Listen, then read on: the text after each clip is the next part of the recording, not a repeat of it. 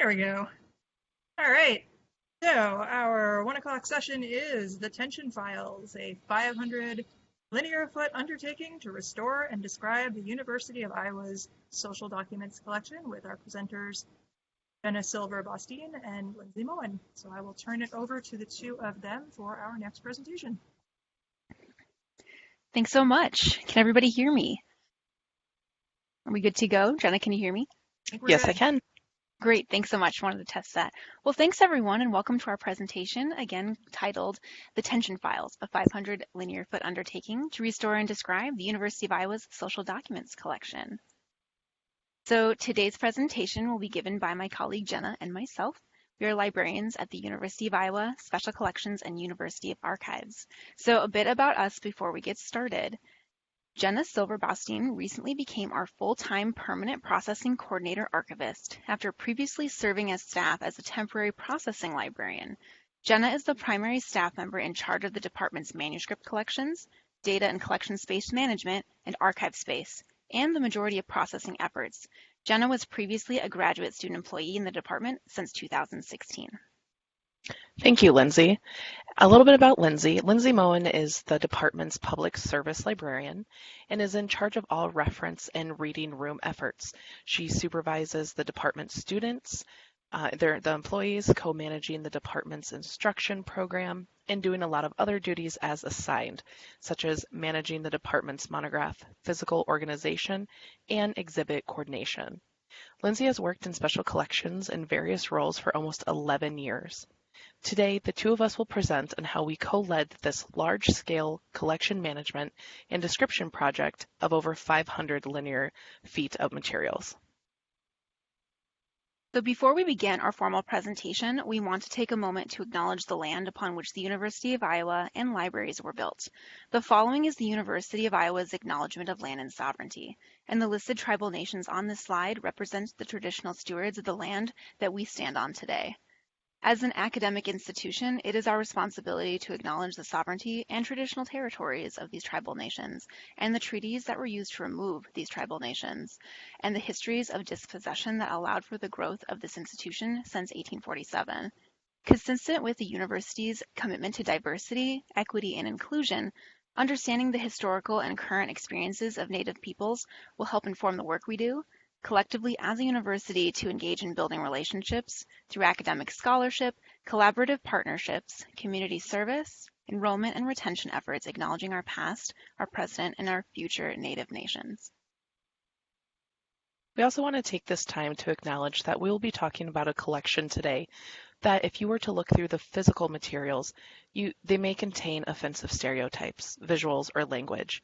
We acknowledge that such materials serve as evidence of the time period in which they were created and are part of the historical record.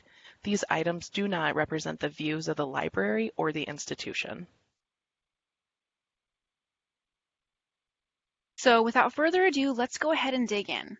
So today we will be talking about this collection, formerly known as the Tension Files, but we now call this collection the Social Documents Collection, and it consists of over 500 linear feet of materials, and it grows every year. It started in 1948, and the collection, as I said, grows yearly, and current publications are added to at the end of each calendar year. So what is the Social Documents Collection? It's a large collection of research materials published primarily by conservative organizations, groups generally considered to be on the right of that political spectrum. Originally called the Tension Files, the collection was started to preserve pamphlets distributed by foreign governments as propaganda during World War II. Soon the holdings were expanded to include publications of domestic groups interested in shaping America's foreign policy. The focus of the collection was broadened during the post-war period to include conservative and anti-communist organizations in the U.S. After many years of growth, the 50s and 60s saw the scope of social documents expand again to include material on integration, taxation, state rights, socialized medicine, and the United States. It should be noted that this collection also contains libertarian materials as well. This is because they occasionally shared some of the same ideology with certain conservative groups, and because of that, they were actively sought after during the collecting period. In the late 1970s, Part of the collection was microfilmed by the Microfilming Corporation of America. It is titled The Right Wing Collection of the University of Iowa Libraries, a guide to the microfilm collection, and made available for purchase. Lindsay will dive into this a little later, as it has a unique and slightly misleading history. Today, the collection now occupies over 500 linear feet of ephemera, periodicals, pamphlets, flyers, handbills, leaflets, bulletins, newspapers, and correspondence. These materials are predominantly the gift of publishers, and certain titles are actively being sent and added to the collection. So as you can imagine, this collection was pretty controversial from the beginning. Here are two newspaper articles from the University of Iowa's school newspaper titled The Daily Iowan. So the article on the left from 1955 quotes the then library director that the collection, quote, contains evidence of the influence of social pressure and tensions in our society, which is needed by the historian when he, or I'm going to add she, is studying a past period. In the 1964 article, the Special Collections Department head gives further insight to the purpose of this collection by stating that, quote, the chief purpose of this collection is to aid historians, economists, and sociologists in pinpointing specific trends of thought in American history. So you may be wondering, how did the library acquire materials for this collection? Simply put, they asked. In our internal files, we see many letter templates for asking individuals and organizations for their materials to be sent to the collection. And we see this all the way through 2015. In this image is an example from 1970. The Special Collections Department head sent a letter to the now defunct National Student Committee on Cold War Education in order to continue the project and to, quote, understand fully the political, economic, and religious thought of today. It is evident within the collection that many organizations obliged, as a return letter back to the department head was often saved with the publications or relevant ephemera. In many letters to organizations, library staff also boasted that the collection was most likely the largest of its kind in the United States, and therefore we assumed had undergone multiple intellectual and physical changes, as is evident by the confusing organizational methods we will discuss later in the presentation. So this collection takes a really interesting turn in the 70s as to how it became more accessible to researchers because it was microfilmed and sold to institutions for patron use. So in this collection, there are copies of paper advertisements. You can see we have one here in the slide from a library journal in 1976, plugging the microfilm set of this collection. So the ad promises 1,200 publications available in 200 reels and would contain 480,000 pages. The buyer would also receive a printed guide with a full list of included titles. This guide can actually be viewed online. You can simply do a Google search for University of Iowa Right Wing Collection, and it's usually the third or fourth hit. And one really interesting piece of information is that this microfilm is actually contains materials from 6 contributing institutions, which is extremely misleading since it says the University of Iowa collection. Jenna and I we've known about this microfilm, but we didn't know about that until researching for this presentation. We've always assumed that it's held all of our contents.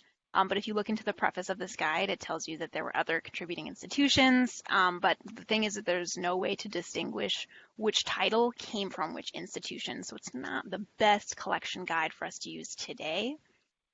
So here are some scans of the actual when the microfilming was done, they advertised to folks to purchase this. This was the pamphlet that they would give to people. So we have a couple copies of that as well. So you can see the promised page count is now 385,000. So we wonder if there were some copyright issues along the way, that sort of thing.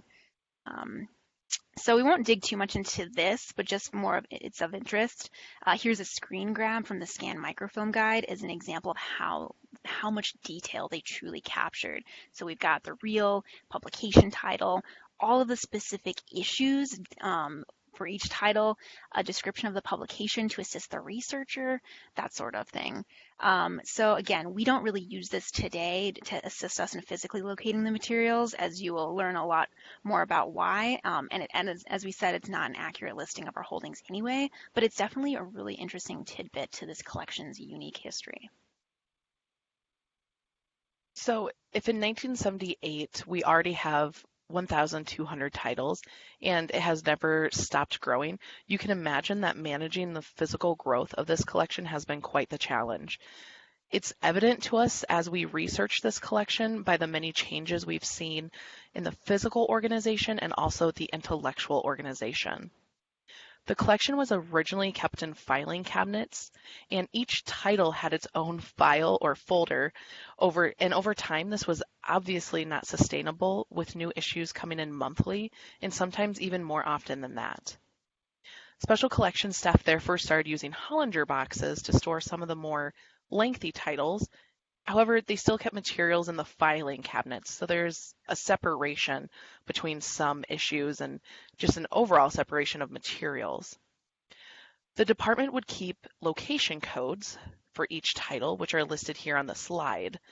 So we have NS non-serial, NS oversize, S for serials, SF for serial file, box, and then this mysterious XXX code. We're assuming this all means something along the lines of how they kept track of things, but we're not quite sure. And here in the picture on the left, we have our stacks, and this is where the social docs were housed in the Hollinger boxes.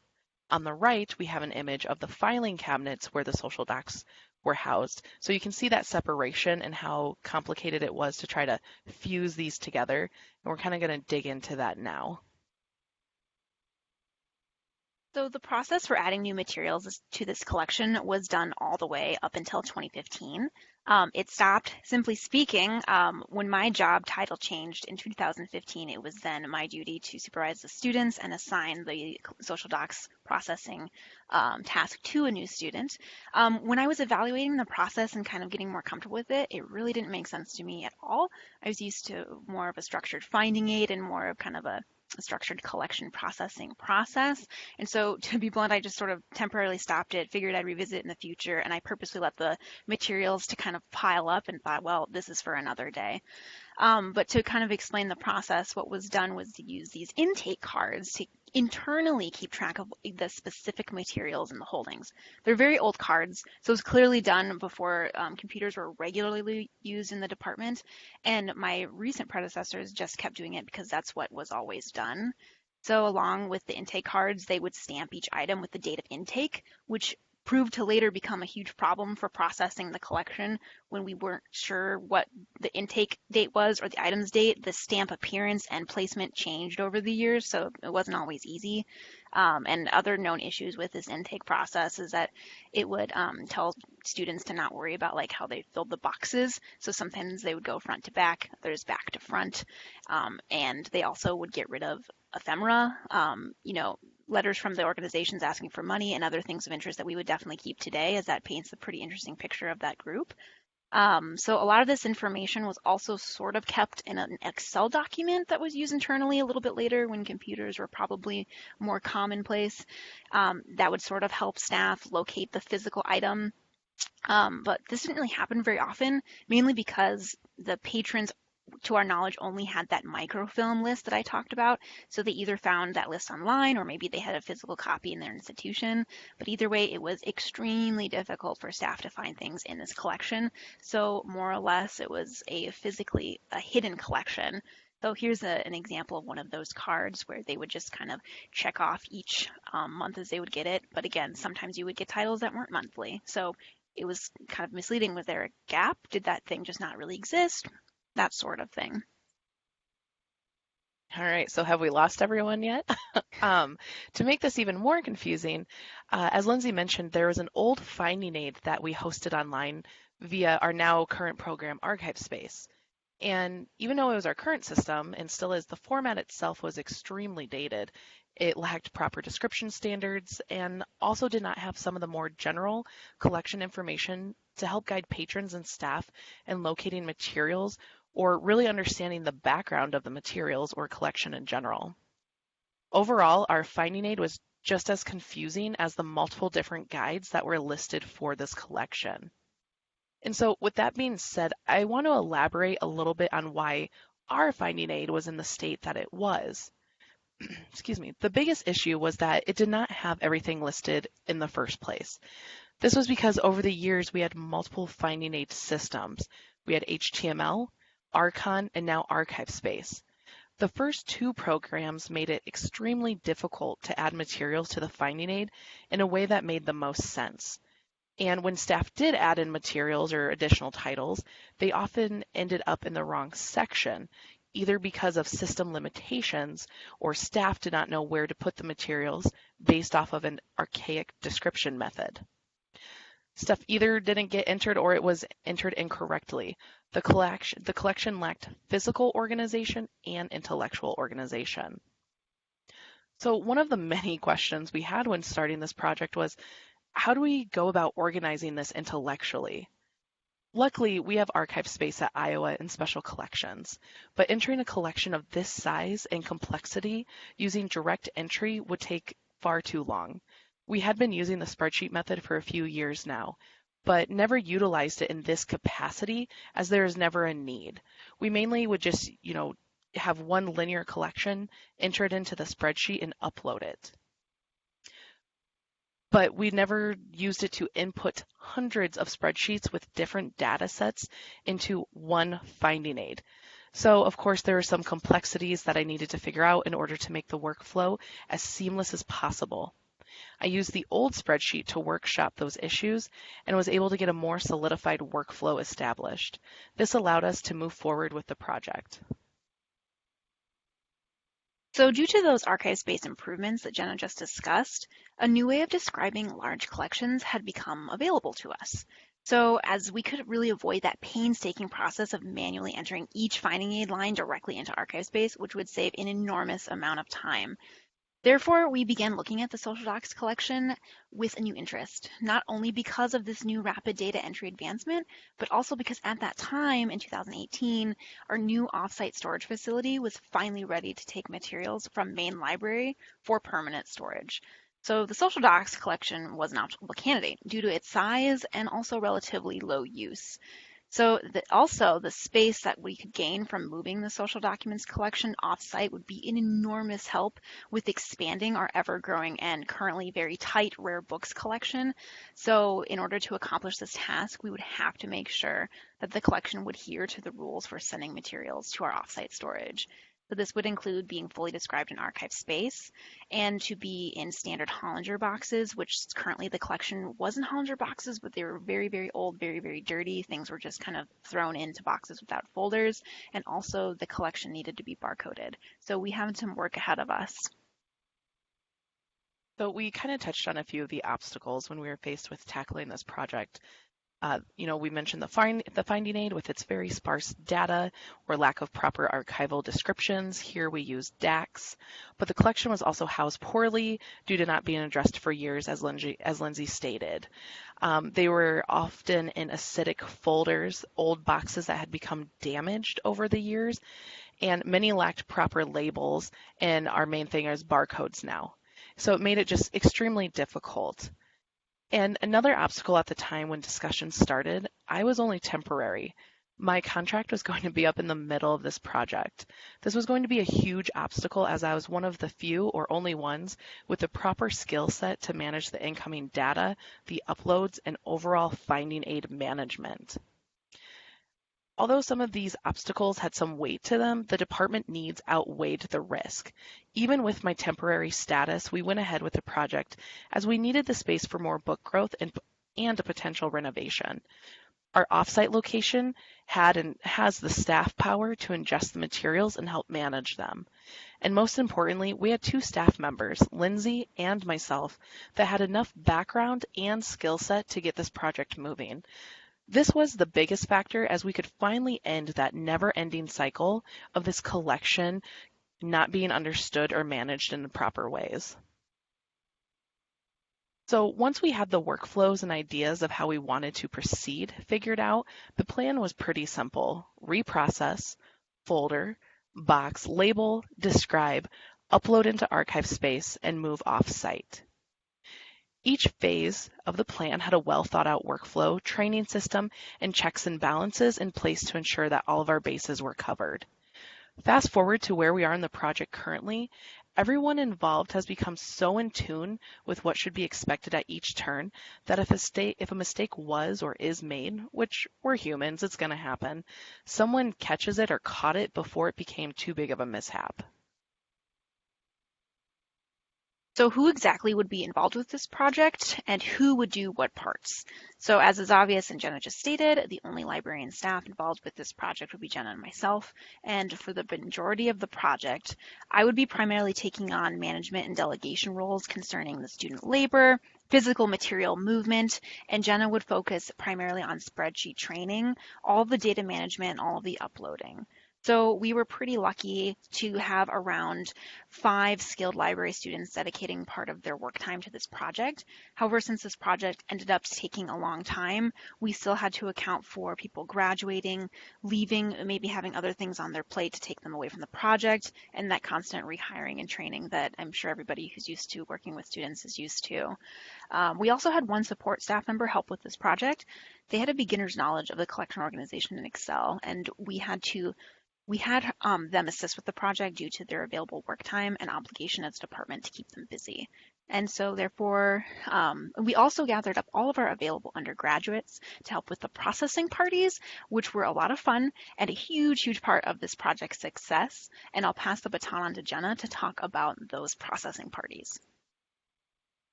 Okay, so in order to get the collection under control physically, we had to quote unquote process everything.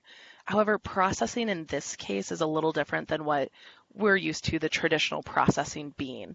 While the collection was messy, to say the least, there at least was a rough alphabetical organization to the materials. It just needed some fine tuning. Since we were essentially doing a hybrid version of processing, we were able to harness untrained labor.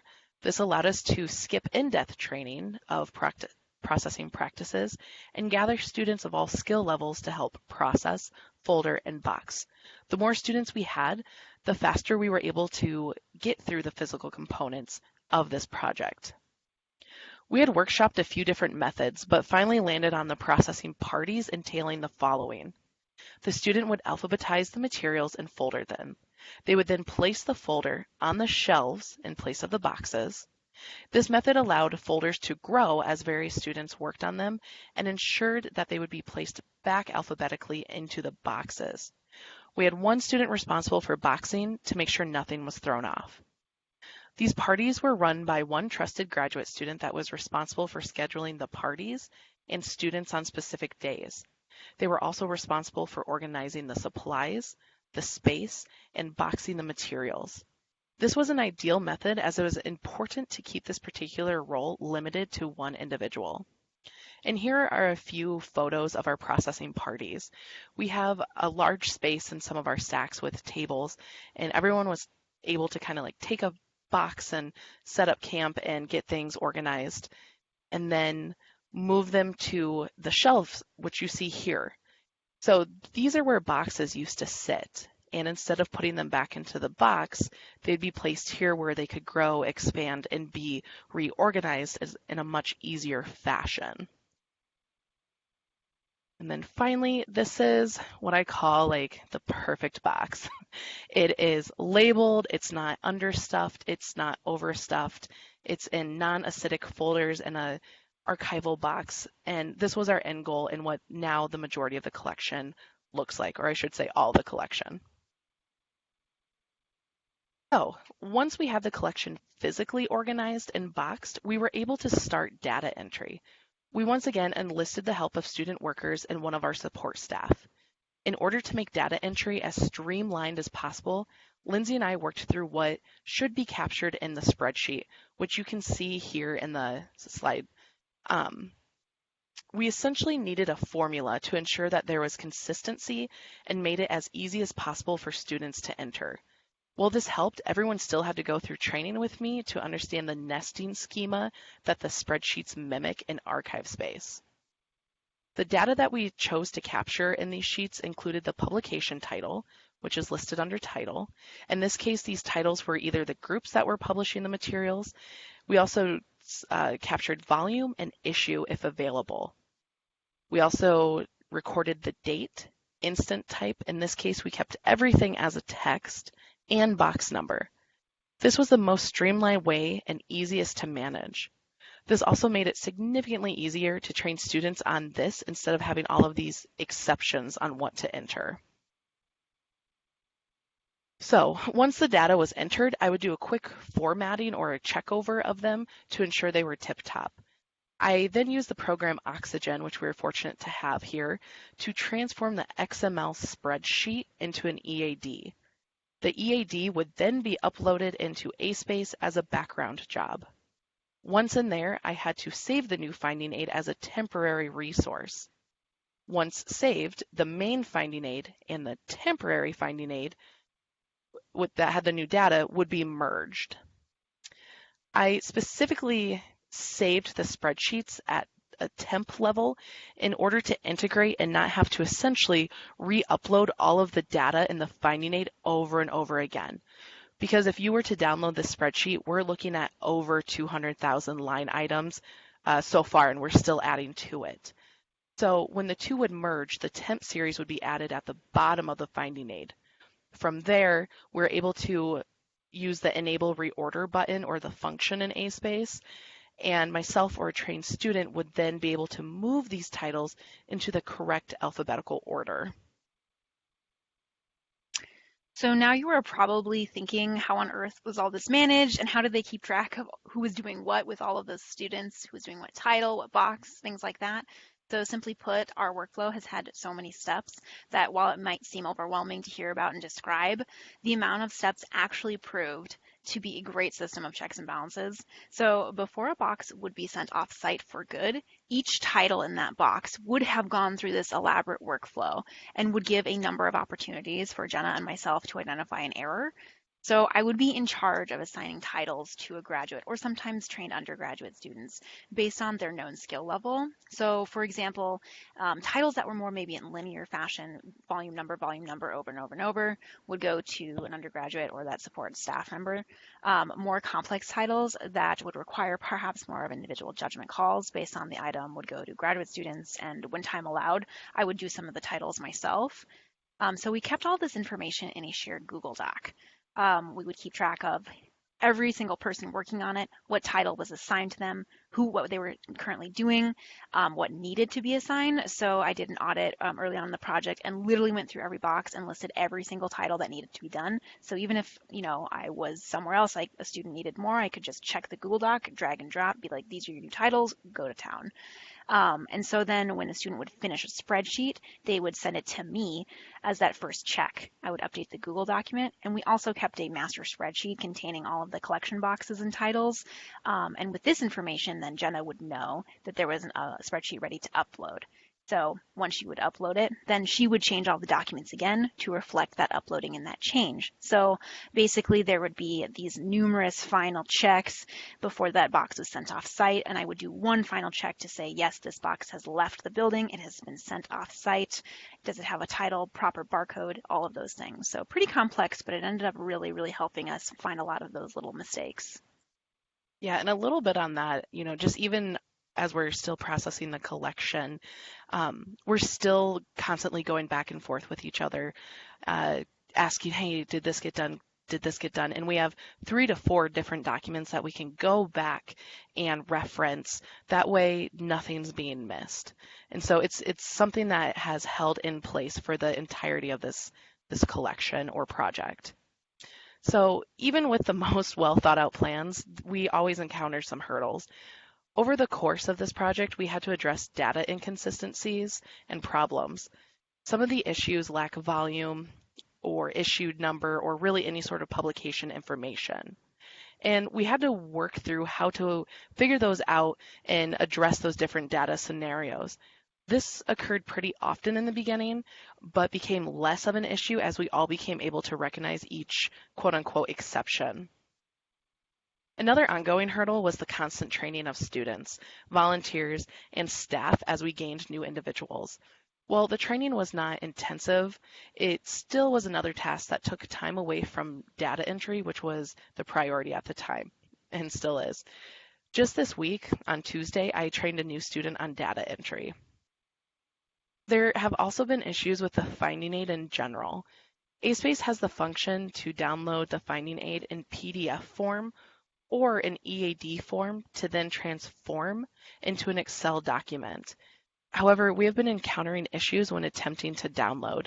Something is getting hung up in the back end, and so far nothing that myself or our IT department have tried has worked in pushing those downloads through. This is a hindrance as some patrons, institutions, even ourselves, might require a physical copy, and we're unable to provide that right now. And one of the more lengthier hurdles came in fall 2019 as I was on maternity leave for close to 12 weeks. The project was still progressing, however, spreadsheets had not been entered for that time period, or were still being entered, but they were just waiting and not uploaded. So upon my return to work, I had a hefty amount waiting for me. And while it was ideal and I was able to work from home, it took me almost 2 months to fully catch up while uploading current spreadsheets. It resulted in a significant lag of finding aid progress and quite a bit of stress on my end. And of course, like everyone else, one of our biggest hurdles is COVID-19 pandemic. Back in March, the University of Iowa shut down and went fully remote. This meant we had absolutely no access to the materials, and data entry was at a standstill. This put us behind our proposed schedule significantly. This should have been done probably around summertime, and we're still working on it. We, like everyone else, is still dealing with the COVID restrictions. Staff and students are currently allowed back in the library at Iowa. However, strict social distancing guidelines are in place, as they should be, resulting in less students being able to work on it as we lack enough computer spaces to allow them to be distant enough to be safe. We're still making progress, albeit much slower. And finally, what I considered the biggest hurdle for this project, at least in regards to my job, was reformatting of our support staff spreadsheets. This particular support staff that assisted with the project required a different spreadsheet, one that was much more simplified. She did not desire to learn the archive space spreadsheet and did not grasp the concept of nesting within it, but still wanted to help with the project. So we figured out a way to format a spreadsheet that would work for her. While it made her work easier, it made mine significantly more time-consuming. An average spreadsheet takes about 5 minutes to check and ensure the data is entered correctly. For these particular spreadsheets, they could take anywhere from 30 minutes to a couple hours. So as you can see, instead of providing a number level, such as 1 for series, 2 for subseries, and then the title associated with it, and then nesting those titles under those titles or that nesting number, she copied and pasted everything and pulled everything down. There was no line breaks. It was just one large document of just text. This was extremely difficult to comb through because what I had to do is I had to go through, insert blank lines between each file section in order to copy and paste the correct sections into the formatted spreadsheet. But the main issue was the two spreadsheets did not communicate well with each other, so copying and pasting the sheet as a whole would not have worked. Levels and hierarchies would have been harder to spot, and provided a nesting number would have been essentially impossible. It was easier to do in sections and this way to ensure that everything at least matched up properly. We were still getting work done, and so that's the main takeaway. So now that we have discussed some of the hurdles that cause us the occasional headache, we of course want to begin closing our presentation with highlighting some wonderful positive aspects of this project. We were able to take the time to address the preservation concerns of this collection. As mentioned, brittle newspapers and other like materials were just thrown in either boxes without folders or placed in filing cabinets without those archival folders or proper archival storage techniques. Having this project formally approved by the library allowed us to use part of the preservation budget to purchase the needed new and numerous Hollinger boxes and archival folders to keep this collection in tip-top storage shape. We were also able to transform this collection from essentially a hidden collection to one that was fully described and searchable. Not only do we now have the staff that know how to navigate the collection, but it's no longer hidden to patrons. And yes, while it will be kept off-site, the level of description will allow patrons to better request those materials, and therefore we can identify the specific box or boxes that they need to retrieve to bring here to the main library for use. And another huge benefit from taking on this project is that it helps solidify to Jenna and I how we intend to harness the power of archive space, specifically for large, growing collections. The social documents collections as we knew it before we tackled this project was a visual indication of failed attempts to properly organize a collection that is consistently added to. And this was definitely no fault of library staff or staff before us, as it was clearly that institutional knowledge was lost over and over and over, and people kind of had to keep reinventing the wheel. New processing ways were constantly devised, and without the help of technology, which would have been no easy feat. So archive space really helped us adapt that intellectual versus physical finding aid method for working with growing collections. So for example, each year more titles will be added to this collection. Rather than storing them physically with their title counterparts, which might be right in the middle of the collection, if we get more A's, that's at the beginning, we will then process them in new boxes, whatever the next number is. 1,206 will be the first 2020 object. But in that finding aid, they will be listed intellectually in that proper alphabetical and then chronological order, which would be how a researcher would look for those materials. And I'm gonna stop sharing my screen, and Jenna's gonna show hers and actually show you the finding aid to kind of describe what we mean. Yes. Let me pull this up here. Okay, is everyone seeing the archive space page now? Yep, I see it. Perfect. Okay, so if someone was to come and search for this collection, they could type in the number MSC 1075 or the Social Docs collection, and archive space will pull up the finding aid. And I should note that this is continuing to be processed and worked on, but here to the right, okay, you can see how we have broke this down. These are series levels and they're alphabetized. Within each series level, we have these sub-series. These are the publications. And then within the publications, we have the actual file, the actual folder name that you would see in the box, and then the materials in it. So for this instance, this is just related ephemera. It was most likely those envelopes or little things asking for money, as those were started to be collected towards the end of the 2015 era. If you come down and continue to click, here's one that has various issues and volumes. And I wanted to show a good example of what Lindsay was talking about. So you'll notice, like this is in, if you click on the actual file as it loads, this is in box 1187, which normally would be at the end of a collection, which physically it is, but intellectually it's all the way up here in the C's. And that's the beauty of archive space, is we can continue to grow the collection linear instead of having to rebox and expand it every time, because we can move stuff around within this finding aid. Another, just to show you, like this is a title that was constantly found throughout the project. So some of it is in box 125. Now watch me not be able to find the one where it's in a different box. Okay, 126, it's linear, but as we go through and continue to process Cato, they're going to be in boxes like 194, 200. And so it's just easier to manage that way. And we go all the way down. And then this is what I was talking about when I uploaded the spreadsheets. The temporary ones would go to the bottom. And then it is up to a student and I to take these and integrate them into the proper alpha series. And we have quite a bit as we're still processing that. but I wanted to make sure that was visually seen and understood there. But yes, that is our finding aid. And I am going to stop sharing and give this back to Lindsay. Okay, so in wrapping up, so now since we have a beautiful finding aid that Jenna just showed you and what we hope to be a very user-friendly finding aid, now that it's accessible, we have seen an increase in patron and staff use of this collection. We have noticed two types of use with these materials.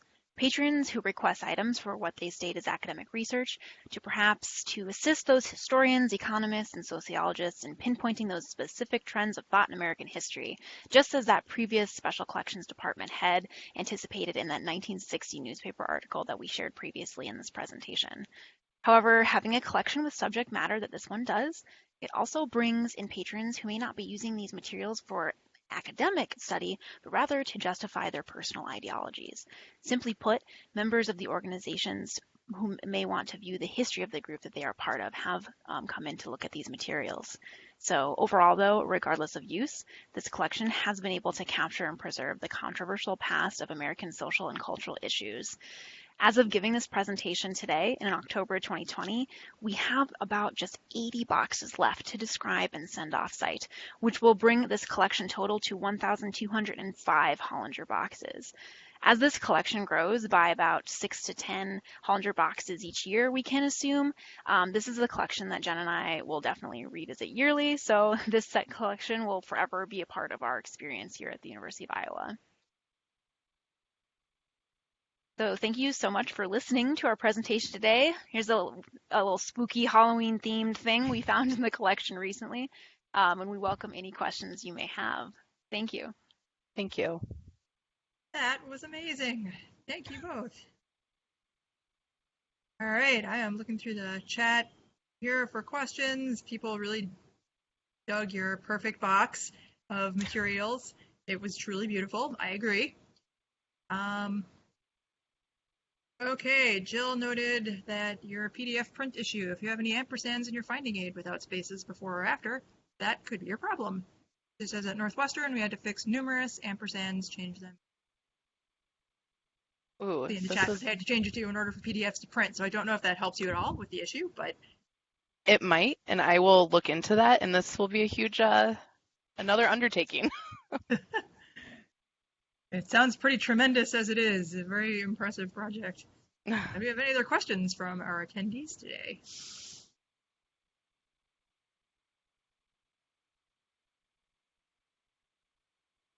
Either type it into the chat box or just unmute yourself and speak up.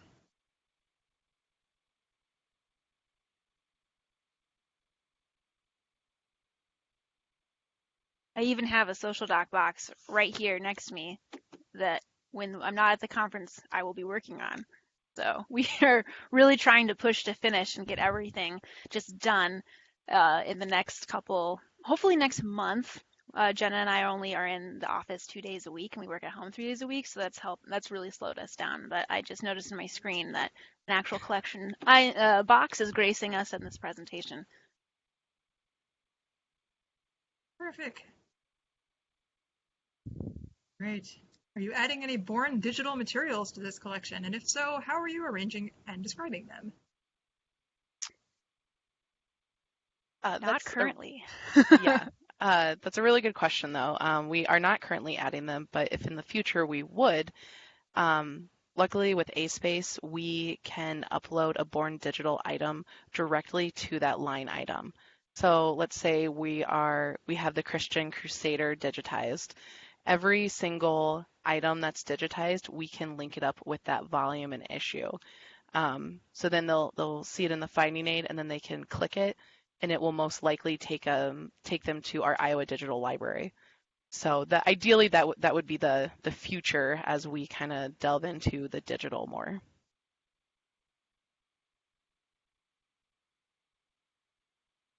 Yeah, I don't anticipate that we will be getting too many anytime soon. The contents that we do get are just sent to us in the mail, and these have been titles that have been just sent, and no current staff knows how long they've been sent to us. So we have like a title that comes every other week, and all of our curators currently are like, yeah, I didn't do that. So they just always come, and we anticipate they will continue to come, and we keep ordering and box them. But I don't know, I would welcome like a USB drive or something random like that just to make this collection that much more interesting. Yes, mix it up some.